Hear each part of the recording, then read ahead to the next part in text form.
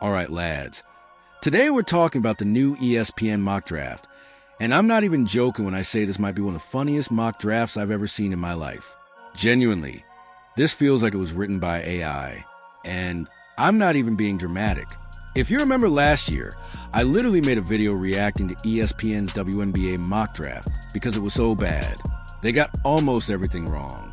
They mixed up players, confused names, said completely false things about people's games. Like they said Rivers was a great offensive player who couldn't defend, which is the exact opposite of reality. They basically just listed stats and hoped nobody would notice. And this year, it's the exact same thing. So let's start at the top. Aya to the Dallas Wings.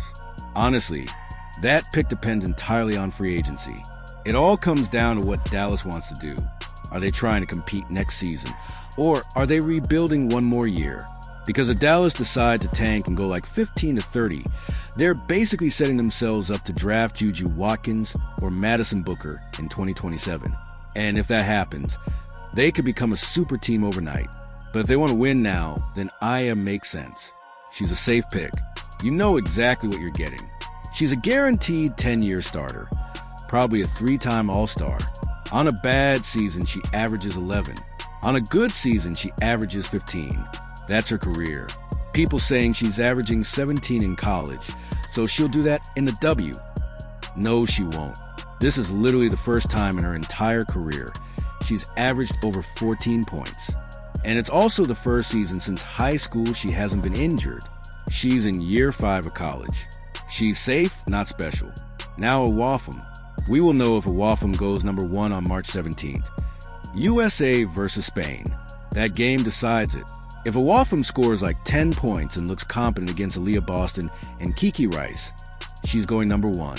It won't matter what anyone does in March Madness. That's the real draft lottery. She's 19, plays defense, UConn pedigree. ESPN already loves her. UConn tax is real. They're already talking about 9 rebounds and huge potential. And she gets to learn under Cheryl Reeve. They mention Nafiza Collier being injured. So suddenly, they're actually doing real analysis for once. Then Olivia Miles. There is 0 chance Olivia Miles goes number 1, but she might go number 2. And honestly, I wouldn't even be shocked. She's the best offensive player in this draft by a mile. Not Caitlin Clark level, but she might be the best offensive point guard prospect since Chelsea Gray. That's how far back we're talking. She had 40 with 10 threes. Like, come on, Lauren Betts. I still don't know. UCLA are playing great, but if she's not dominant in the W, she's a negative. She's either going to be elite or she's going to be Tierra McCowan. There's no in-between. On the Mystics, I don't hate it because they need size. But if they keep Shakira Austin, Betts is coming off the bench as a rookie. If I'm them, I take FL or maybe even gamble on Angloma. Now F.A. Johnson at 5. 5 points per game last year. LSU aren't even that good. Can't drive left. That's just whatever. Then Cody McMahon at 6. I'm sorry, what? A 6'4" at pick 6? You better be absolutely certain. And I'm not. Then Nell Angloma. If I'm an expansion team, I'm not touching her. And that's crazy because she actually has the highest upside in the draft. But look at ESPN's description. She's averaging 16 points in France, doesn't turn 20 until June, can play shooting guard or small forward. Okay, and what does she actually do? Can she shoot, defend, create? They've said nothing, literally nothing. Then Golden State take Ziana Martinez. She's 5 feet 8 inches, plays in Spain. Cool. Can she shoot, pass, defend, turnovers, anything? Nope, just stats. That's it. Then Gainey at 9. At least she shoots threes. But again, can she defend? Can she move without the ball? Nobody knows. And then we get to the dumbest part. Kiki Rice outside the top 7. This is insane. Kiki Rice was projected top 2 a year ago. She's been UCLA's best player this season. There is no universe where she falls this far. And then Indiana Fever take okay. This might be the worst fit in the entire draft. She can't run fast enough for Caitlin Clark's system. She can't shoot. She can't handle. She's going to sit on the bench in Indiana.